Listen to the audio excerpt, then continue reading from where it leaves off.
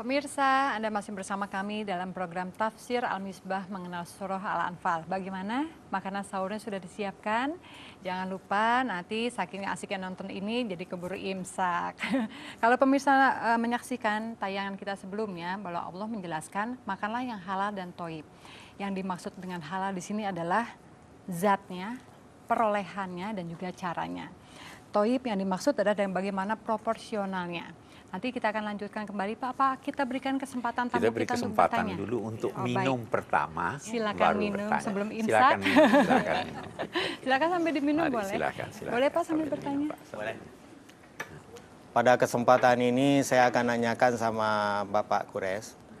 Di awal acara Bapak telah memberikan sesuatu kepada kita mengenai masalah rampasan perang. Yang pertama modelnya adalah rampasan perang dalam bentuk materi dengan adanya tebusan. Tebusan tersebut bisa kita pakai untuk membiayai perang kelompok Rasulullah. Di zaman sekarang iklim telah berubah sekian abad lamanya. Sekarang ada lagi namanya model pertukaran tawanan. Mungkin dalam dunia Islam kita mengenal di Timur Tengah misalnya antara Israel dan Palestina.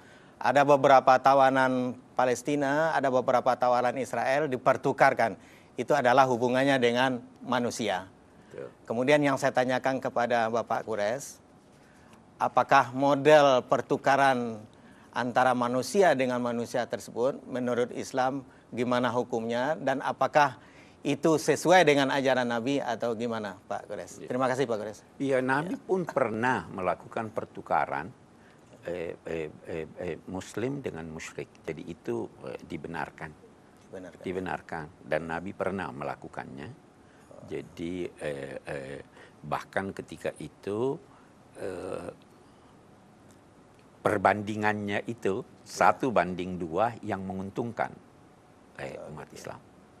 Ya, jadi tawanan, kalau ada tawanan atau kaum muslimin yang berada di Mekah yang ingin ke Madinah dan ada tawanan kaum musyrik di tangan Nabi, maka seorang musyrik ini dilepaskan bersyarat bahwa ada 2 orang dari kaum muslimin yang ingin hijrah ke Madinah dibiarkan. Saya kira itu. Jadi hal itu sebenarnya jadi latar belakang agama nggak masalah ya Pak? Latar belakang agama sama sekali tidak masalah. Dan saya ingin nyatakan juga bahwa Nabi pun sudah mengajarkan bahwa memperlakukan tawanan perang itu harus sebaik mungkin. Janganlah kalian mengumpulkan antara panasnya terik matahari dengan panasnya rasa hati ditawan. Di dalam Al-Quran ada dikatakan wa yut'imuna at-ta'ama ala hubbihi miskinan wa yatiman wa asira. Orang-orang muslim itu memberikan makan kepada fakir, yatim, dan tawanan-tawanan perang. Walaupun makanan itu mereka sukai untuk dirinya. Ya. Baik, bisa kita lanjutkan kembali Pak ayat kita? Kita lanjutkan ayat kita. Oke. Wa yuridu khiyanataka faqad khanullaha min qabl fa amkana minhum wallahu alimun hakim. Sekarang tawanan perang. Ada yang dibebaskan. Ada seorang bernama Abu Amrah atau Abu Azzah Al-Jumahi. Dia itu, Nabi tolong saya miskin, saya punya anak-anak, biarkan saya lepas, saya tidak punya duit. Kata Nabi, lepas saja, tapi jangan ganggu. Setelah terjadi tahun berikutnya, dia ikut dalam kelompok kaum musyrik menyerang umat Islam. Begitu selesai perang, sehari sesudahnya Nabi suruh tangkap dia. Tangkap dia, terus dia bilang, tolong wahai Nabi, saya itu kan tidak apa-apa, saya ini. Nabi bersabda, la yuldagul mu'min fi juhrin wahidin marratain. Seorang beriman tidak akan terjerumus dalam satu lubang yang sama.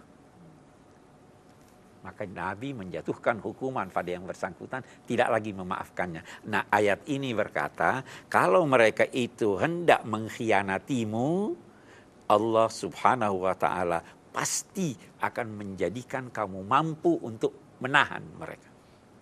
Allah menahan mereka. Allah menjadikan kamu mampu menguasai mereka. Wallahu alimun hakim. Nah, buktinya ini, salah satu buktinya tadi menyangkut siapa namanya?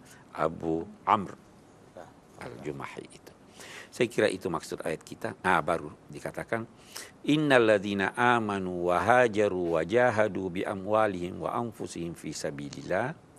Orang-orang yang beriman, yang berhijrah, yang berjihad dengan harta benda mereka dan diri mereka, berjihad di jalan Allah, yakni jalan kebaikan, orang-orang itu, dan juga orang-orang yang menampung mereka, yang membantu mereka, mereka itu semua adalah sebagian mereka atas sebagian yang lain. Saya jelaskan.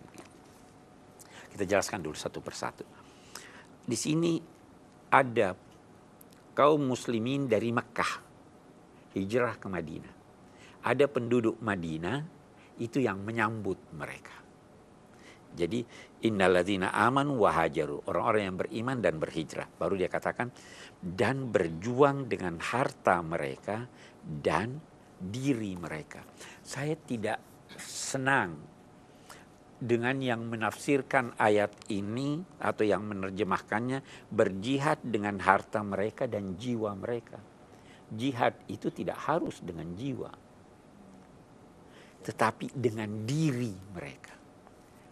Diri mereka bisa pikiran mereka. Kan itu tidak terlepas dari kita.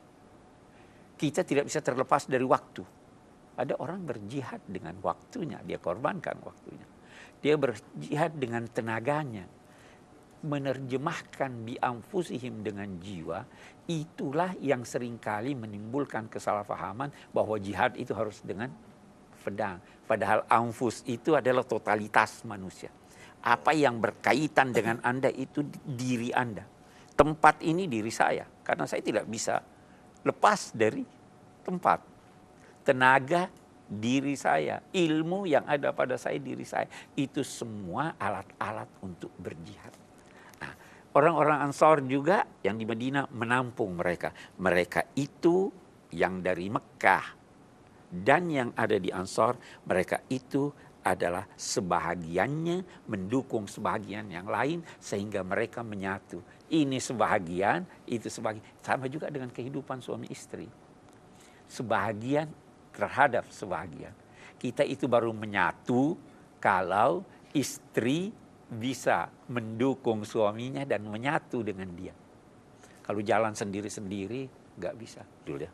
Tadi berjihad dengan diri ini apa maksudnya, berjihad dengan nyawanya apa gimana? Termasuk nyawanya.